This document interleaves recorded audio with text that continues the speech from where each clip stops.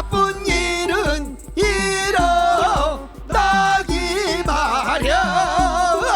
좋은 일이 일어나려면 정신줄 번쩍. 병들지 않은 건강한 뉴스, 건강한 대화. 몸에 좋은 것 뉴스 생로 병사의 비밀.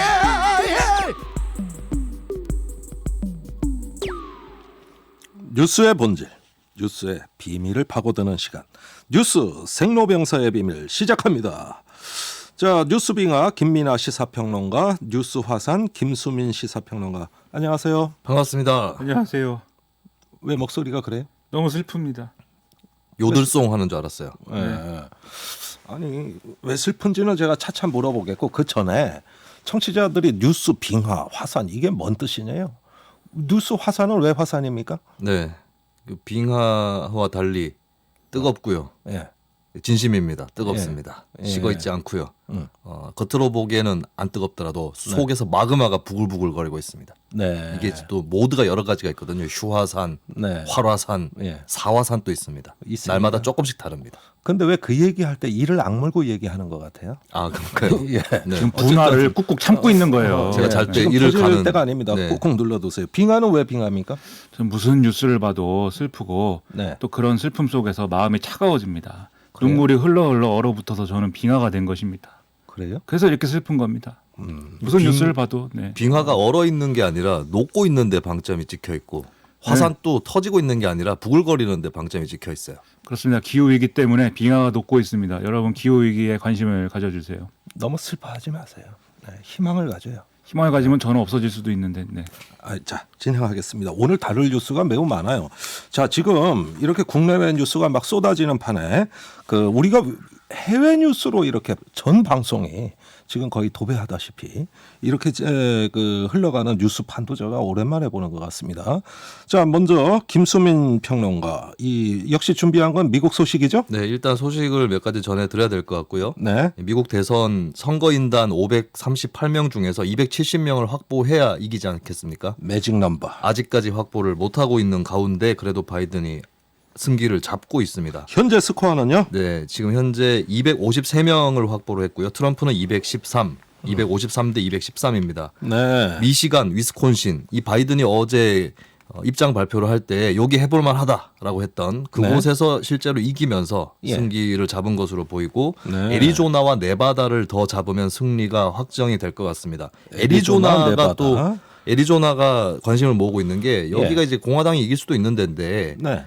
존 맥케인, 고인이 된 존 맥케인 전 상원 의원의 효과가 아닌가. 네. 그래서 바이든이 이긴 것이 아닌가 이런 얘기가 나오거든요. 그 이상합니다. 존 맥케인은 공화당 의원 네. 아닙니까? 이 존 맥케인이 트럼프하고는 여러 가지 정치 스타일부터 해서 예. 뭐 정책적으로도 그렇고 차이가 많은 같은 공화당이지만 네. 그런 정치인이고 생전에도 갈등을 겪은 바가 있어요. 아하. 그래서 맥케인 상원 의원 장례식 때도 트럼프 대통령이 가지 않았습니다. 그렇군요. 예, 근데 이제 맥케인의 아성이었던 애리조나에서 예? 야, 그냥 트럼프 찍을 바에는 바이든 찍자.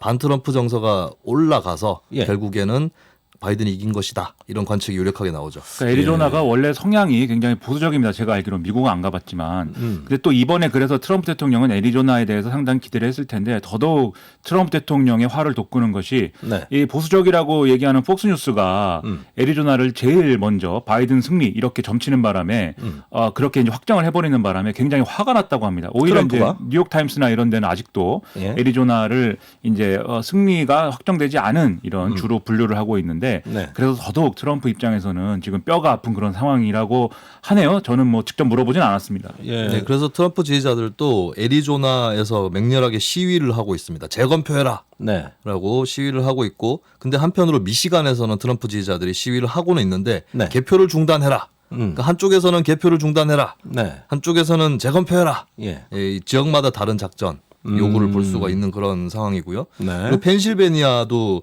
관심 지역이지 않습니까? 여기서 트럼프 후보 측의 참관인이 접근이 저지당했다. 이런 소식이 흘러나오면서 굉장히 논란이 됐는데, 이쪽 주지사가 온라인으로 다 생중계되고 있다. 뭔 소리냐. 네. 이런 식으로 또 반박을 했습니다. 네. 야, 개표소 주변에서 긴장이 고조되는 징후가 곳곳에서 나타나고 있습니다. 굉장히 제가 아까 오프닝에서도 우려되는 상황이라고 말씀을 드렸는데 진정이 되길 바랍니다.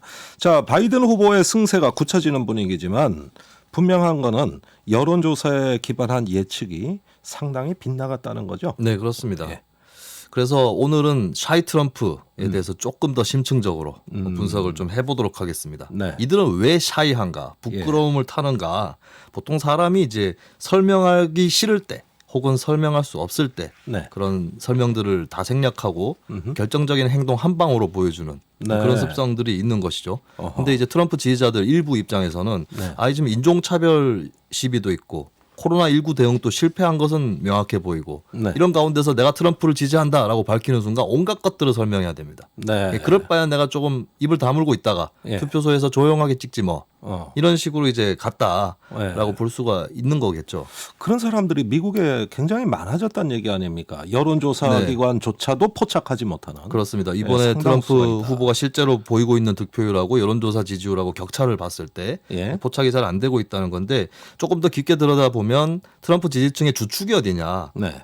백인 중에서 저소득 저학력층 이렇게 쉽게 얘기할 수 있는데 저학력층의 이 백인 중에서 63%가 트럼프를 지지했다라고 출구조사 결과에 나왔었거든요. 굉장히 높아 보입니다. 3분의 2 정도가 나온 것이죠. 네. 이렇게 경제적 형편이 조금 더 어렵거나 한 사람들이 아무래도 뭐 뉴스의 이 복잡계를 다 뜯어보려고 하는 성향은 좀 덜하겠죠. 아무래도 네. 그런 측면들도 있을 것이고 여론조사 기관에서 걸려오는 전화에도 비협 조작일 가능성이 높다. 묻지 마. 그렇죠. 그리고 뭐- 끊어버려 그냥. 네. 그 이게 여론조사 어제도 말씀드렸지만 여론조사는 페이크다 네. 이렇게 믿는 성향들이 있기 때문에 이런 사람들 대상으로 조사하는데 뭐 여론조사가 제대로 되겠습니까?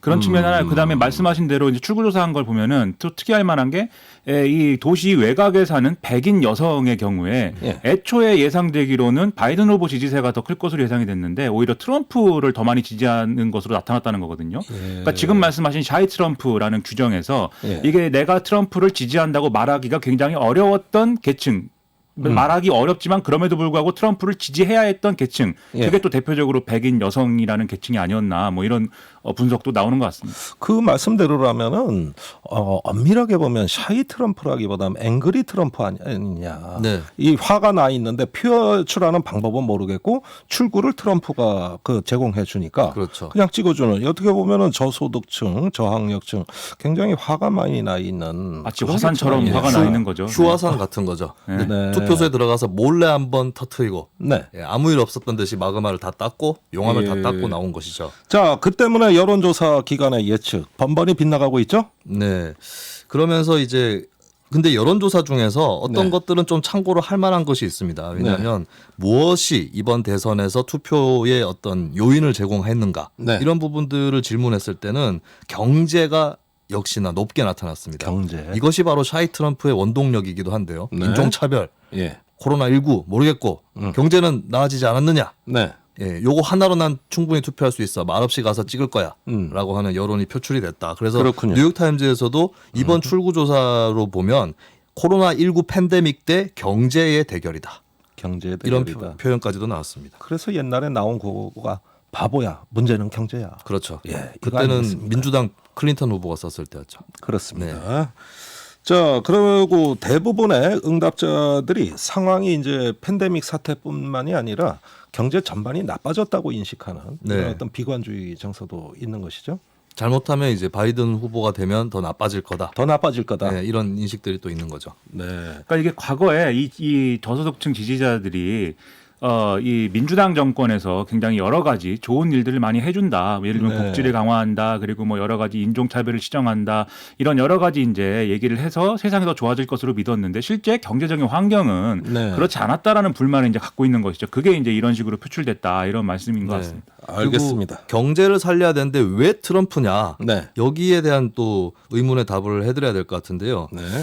이게 특이한 현상이 있는 게 4년 전 대선 때도 그랬고 샌더스 대 트럼프 이렇게 가상 대결 여론조사를 붙이면 샌더스 표가 상당히 높게 나왔습니다. 네. 이게 뭐냐면 샌더스를 찍을 수 있는 사람들이 샌더스가 안 나오면서 트럼프를 찍기도 하고 네. 뭐 이런 사람들이 있다는 거죠. 그러니까 한쪽은 좌파고 한쪽은 우파지만 여기에 걸쳐져 있는 층들이 있다라고 하는 거거든요. 말씀대로라면 네. 샌더스 지지하던 사람들의 표가 힐러리한테 간 게 아니라 트럼프한테 갔다. 트럼프한테 갔다. 네. 예, 이런 이야기 아닙니까? 그렇습니다. 이게 이제 상대적으로 가장 좌에 있는 표가 우쪽으로 점프해가지고 중도를 관통해서 그냥 가버린 거죠. 가버렸다. 네, 이런 것이 가능한 이유가 뭐냐 했을 때 이제 우파 트럼프와 좌파 샌더스 지지층 사이에 걸쳐져 있는 두 가지의 어떤 공감대가 있습니다. 첫 네. 번째가 바로 경제. 그러니까 예. 샌더스 쪽도 분배를 개선해서 불평등을 타파한다. 이런 것들을 굉장히 강조를 하고 있는 것이고, 네. 그러니까 꼭 트럼프 지지층이라고 해서 뭐 우파, 좌파 한쪽만 선택한다는 보장 없다라고 하는 것이고, 네. 또 트럼프와 샌더스는 공히 아웃사이더 정치인들이에요. 네. 네, 기존 기성 양당 체제에 대한 불만 예. 이런 것들이 이제 중첩되어 있다라고 아하. 볼 수 있는데 그런데 결국에는 샌더스보다는 트럼프가 최종적으로 조금 더 뭐 선거에도 나오고 예. 대통령 또 한번 해본 이유는 뭐냐? 이 경제 문제를 해결하는 것은 사실 상당히 복잡한 해법들이 필요하지 않겠습니까? 네. 여러 가지 뭐 어느 정도의 희생이라든가 이런 것도 필요할 텐데 예를 들면 진보적 해법으로 보면 증세가 있습니다. 증세. 일단 재정을 확충해서 복지를 확대하려면 증세를 해야 되는데 네. 세금 더 낼 겁니까? 하면은 대부분이 아니오라고 대답을 하죠. 심지어 민주당 좌파 이쪽에서도 부자 증세 정도만 얘기를 하고 있거든요. 네. 예, 그럴 바에는 그리고 이제 뭐 예를 들어서 기후 문제 이런 것들도 이거 어떻게 삶의 양식을 바꿔서 에너지 전환을 해야 되는 이런 문제들이 깔려 있는데 이게 쉬운 일이 아니다라고 하는 거고요. 네. 그리고 소수자들을 보호하고 사회적 다양성을 확보한다. 이것도 이거 다 배려하고 뭐 PC라고 해서 정치적 올바름 이런 거 추구하다가 말도 못 하겠다. 이런 불만들이 나오는 겁니다. 그러다 보니까 네. 이제 대중도 사회에서 세금 깎고 굴뚝에 연기 팍팍 떼고 예. 이민자들 못 들어오게 하고 규제 풀고 음. 예, 이게 바로 트럼프였다는 것이죠. 네. 자, 미국 대선에는 한국 사회에 어떤 닮은 꼴이 있는 거 아닌가 하는 생각도 드네요. 우리 사회에서도 유행했던 말이 샤이보수가 있다. 네. 여론조사 안 맞는다. 이러면서 한국에서도 숨겨진 표 논쟁이 상당히 많았습니다. 그렇습니다. 예, 미국과 비교해서 한국 사회는 어떻게 봐야 될까요?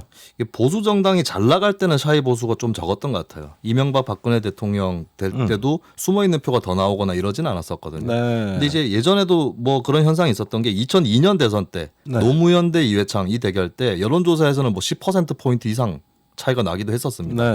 네. 결과적으로는 뭐 2점 몇 퍼센트 이렇게 아슬아슬했어요. 예, 좁혀졌는데요. 예, 예. 이런 현상이 있을 때는 이제 좀 보수가 강세가 아닐 때 좀 예. 숨는 유권자들이 생겨나는 건 한국도 비슷하다라고 예. 볼 수가 있는 건데 제가 좀 주목한 부분은 미국은 노동자들이 샤이 트럼프의 주축이었다면 한국은 노년층 좀 연령이나 세대 효과가 더 나타나는 것 같아요. 그렇군요. 예. 그리고 이제 다만 이제 문재인 정부 중반을 지나면서 조금씩 불만층들이 나타나고 있는데 자영업자하고 20대 뭐 네. 한간에서는 이영자라고도 얘기를 했었잖아요. 네. 20대 영남 자영업자 네. 이쪽에서 이제 차마 국민의힘을 아직 지지는 못하겠는데 정부에 대한 반감은 있고 네. 그러다 보니까 이 층이 앞으로 만약에 저쪽에 실어서 이쪽 찍는다는 심정으로 간다면 새로운 샤이 보수가 될 수도 있지 않을까. 이게 그렇게 보입니다. 종합을 하면 이런 얘기인 것 같습니다. 어떤 개혁적인 어떤 정권이 들어섰다고 했을 때 명분의 정치를 하지 않습니까? 네. 이러저런 걸 해야 한다 이렇게 가는데 실제로 그런 걸 했을 때 나에게 이익이 돌아오느냐 유권자 입장에서 네. 그렇지 않은 경우들이 있거든요. 네. 그런데 그런 이유로 해서 내가 이 정권에 반대한다라고 얘기하기가 어렵지 않습니까? 명분이 있기 때문에 네. 그 명분이 있는 상황에서 내가 반대한다고 얘기하기는 어려우니 그게 이제 샤이가 되는 것이죠.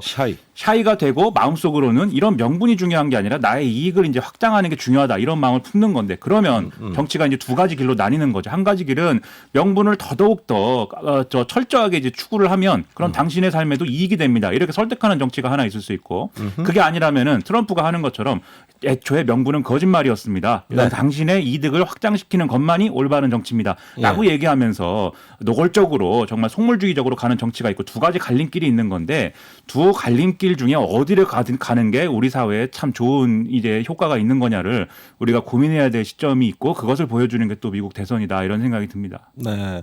어쩌면 우리의 정치 현실하고도 연결해서 살펴봐야 될 의미 있는 지점들이 이번에 많이 나오고 있습니다.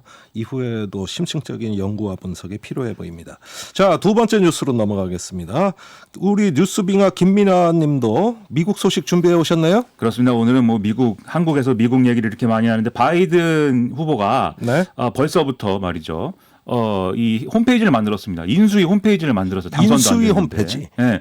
근데 그걸 만들고 나서 이제 트위터에다가 일성으로 거의 취임 일성입니다. 취임하지도 않았는데 네.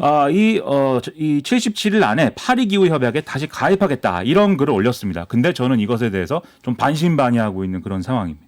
아니 무슨 비밀이 있길래 기후 협약에 가입하는 거는 시당초 핵심 공약이었단 말입니다. 그렇습니다. 예, 그럼 네. 약속 지키겠다. 얼핏 그렇죠. 보면 당연해 보이고 그렇죠. 또 기후 위기 해결하겠다는 게 핵심 그 가치인데 뭐 어떤 비밀이 있는 거예요 여기는?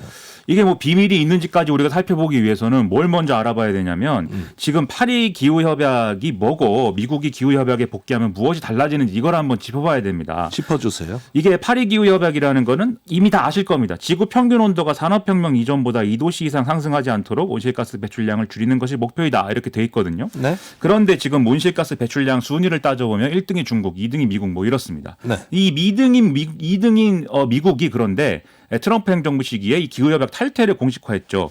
그리고 이 공식화한 것에 따라서 절차 개시 후 1년이 지난 4일 날 이제 미국의 탈퇴가 공식 발효가 된 것인데 네. 미국이 이렇게 나오니까 다른 국가들 예를 들면 중국이라든지 인도라든지 러시아라든지 이런 국가들이 거봐라 미국도 이것을 지키지 않고 이렇게 막 탈퇴해 버리는데 우리가 왜 온실가스 감축을 해야 되느냐 이런 식으로 태도를 바꾸고 있는 상황이거든요. 네. 더군다나 더 황당한 것은 이 온실가스 배출량 이 1등인 중국이 오히려 이 미국의 빈자리를 대신하면서 야 우리는 2060년까지는 한번 탄소 배출량 한번 감소시켜 볼게 이러면서 자기가 리더인 듯한 네. 이런 행동도 했던 건데 하지만 이렇게 미국이 복귀하고 리더십을 회복할 경우에 다시 이제 온실가스 배출량 감소 목표 달성을 위해서 뭔가 국제사회의 실질적 흐름이 조성되지 않겠느냐 이런 기대가 커지고 있다 이런 얘기인 거죠.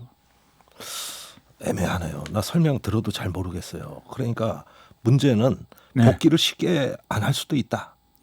아니요, 그 복귀를 이제 할지 안 할지는 아직 모르는데 일단 복귀를 한다면은 이런 효과가 기대된다 이 말씀을 이제 드린 겁니다. 아, 그러면은 복귀하라고 자꾸 우리도 떠들어야 될 것 같고 또 할 것도 같은데 왜냐? 바이든 행정부가 친환경 정책을 표방하고 있거든요. 그렇습니다. 예, 우리가 그린 뉴딜 얘기하니까 미국도 하더라고. 원래는 이제 미국이 먼저 얘기는 했죠. 미국 사회에서 먼저 얘기가 나왔지만 또 네. 우리도 얘기하고 미국도 얘기하고 주거니 받거니 형님 먼저 아우 먼저 예, 이렇게 예. 하면서 그 환경 정책이 있으면은 이런 파리 협약도 좋은 배경이 되잖아요.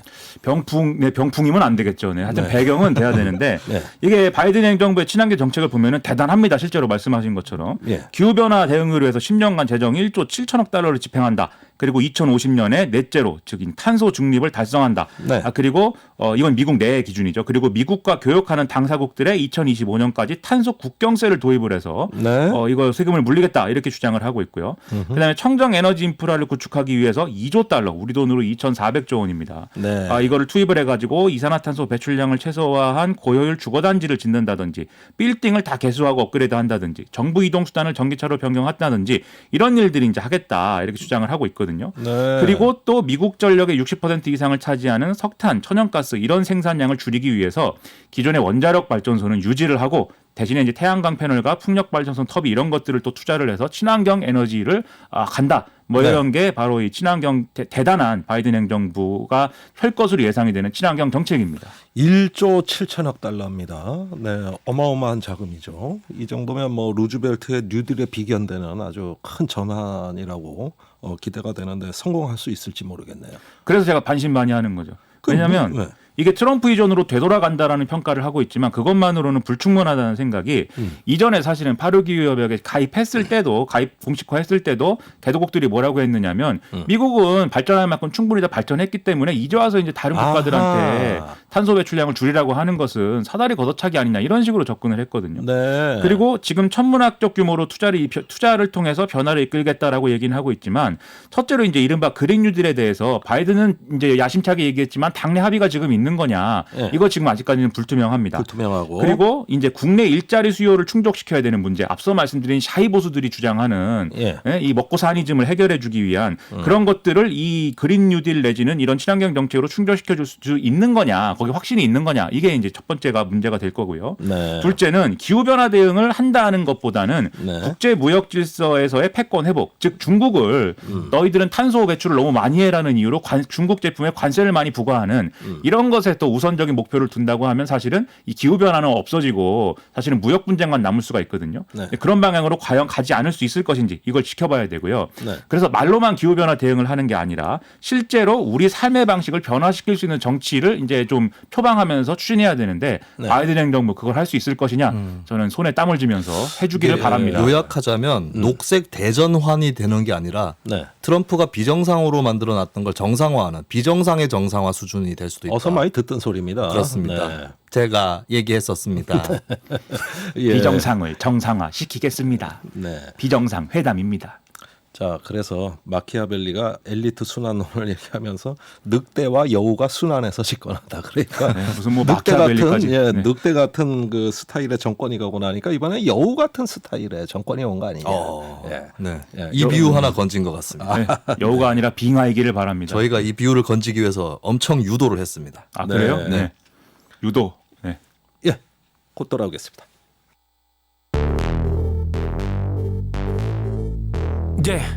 왜 뉴스는 태어나기만 하면 병이 들고 네. 망가지는지 그 뉴스를 병들게 만들고 있는 건 도대체 누군지 병들지 않는 뉴스를 원하고 있지 그게 누구든지 그래서 우리는 김종대 목소리를 듣지 뉴스의 새로운 현상 뉴스의 생로병사 뉴스의 새로운 현상 뉴스의 생로병사 뉴스 생로병사의 비밀 자, 계속해서 더 토론해 보겠습니다. 세 번째 뉴스로 WTO 소식이 준비됐네요. 유명희 사무총장 입후보자가 있는데 오늘 국내 언론 보도가 굉장히 혼란스럽습니다.